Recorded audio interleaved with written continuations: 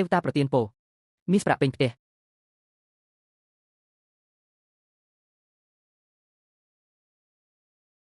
មើលចុះគេជីកបានធូបការបែបនេះច្រើនណាស់មួយរំពេចវាក៏លែងមានតម្លៃដំណឹងថ្មីផ្ទាំងត្បូងនាគពកដែលទើបដេញថ្លៃមិញនេះនៅទូទាំងពិភពលោកត្រូវបានអ្នកបុរាណវិទូជីកឃើញយ៉ាងច្រើនដោយសារតែចំនួនកើនឡើងយ៉ាងគំហុកទើបតម្លៃដេញថ្លៃធ្លាក់ចុះយ៉ាងខ្លាំងមួយខែបានលុយប៉ុន្មានលោកវ៉ងច័ន្ទចំណាយលើខ្ញុំមិនដល់ 10000 ផងខ្ញុំចំណាយអស់100លានដើម្បីទិញវាណាឈៀវឈួងមិនមែនគ្រប់គ្នានិយាយថាអ្នកប្រុសធំត្រកូលភីសីជាប់ខ្លួនទេអីខ្ញុំមើលទៅអ្នកប្រុសទី2នេះវិញទេដែលស៊ុយអ្នកណាថាមិនពិតលឺថាទើបតែបាត់បង់កិច្ចសហការមួយឥឡូវត្រូវអស់100លានគ្រាន់តែដើម្បីបង្អួតគេហាស្រីស្អាតមានតែម្នាក់ទេ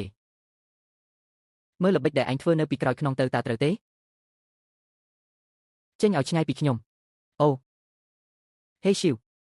ជំនួសឲ្យការចំណាយពេលមកបង្កាច់បង្ខូចកូនស្រីខ្ញុំនៅទីនេះគួរតែយកពេលទៅគិតឲ្យបានល្អវិញទៅថាតើត្រូវបកស្រាយប្រាប់លោកតាវិញយ៉ាងម៉េច100លាននឹងរលាយអស់ទៅដោយរបៀបណាក្មេងតូចគ្មានកម្លាំងកំហែងឯណាមកទទួលរងកំហុសដ៏ធ្ងន់ធ្ងរបែបនេះបានទេ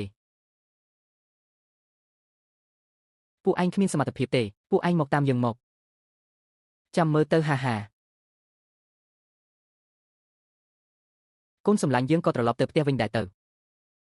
កូនសម្លាញ់មើលណនេះគឺជាខ្សែចាក់សោអាយុយឺនយូរដែលម៉ាក់ដេញថ្លៃឲ្យកូនកូនត្រូវតែពាក់វាឲ្យជាប់ណាសូមឲ្យព្រះជួយថែរក្សាកូនម្ចាស់ក្ត្រីតូចរបស់ម៉ាក់ឲ្យមានសុខភាពល្អនិងសេចក្តីសុខហើយធំធាត់ឡើងដោយក្តីរីករាយអូហូស្អាតខ្លាំងណាស់អរគុណម៉ាក់កូនស្រឡាញ់ម៉ាក់ក៏ស្រឡាញ់កូនដែរម្ចាស់ថ្លៃប៉ាយើងទៅផ្ទះវិញដែរទៅកូនសម្លាញ់យើងមិនទាន់ទៅផ្ទះទេប៉ានាំកូនទៅកន្លែងមួយមិនទាន់ដួលដល់ថ្នាក់បែកគូតផងនៅតែត្រូវធ្វើការទៀតមីក្មេងចង្រៃកុំឲ្យអញឃើញមុខឲ្យសោះប៉ាតើប៉ានាំកូនទៅណាចាំទៅដល់កូននឹងដឹងហើយតោះទៅប៉ាមើលចុះមនុស្សម្នាក់នេះចម្លែកណាស់ធំប៉ុណ្ណឹងហើយនៅស្លៀកខោទឹកនំទៀតសៀវឡានហាមិនត្រូវមើលងាយអ្នកដទៃទេដឹងទេខ្ញុំស្គាល់ឡានហោហេតុអីក្មេងស្រីម្នាក់នេះមកនៅកន្លែងលំដាប់ខ្ពស់បែបនេះ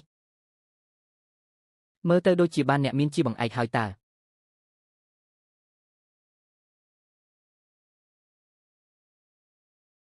ស្អាតណាស់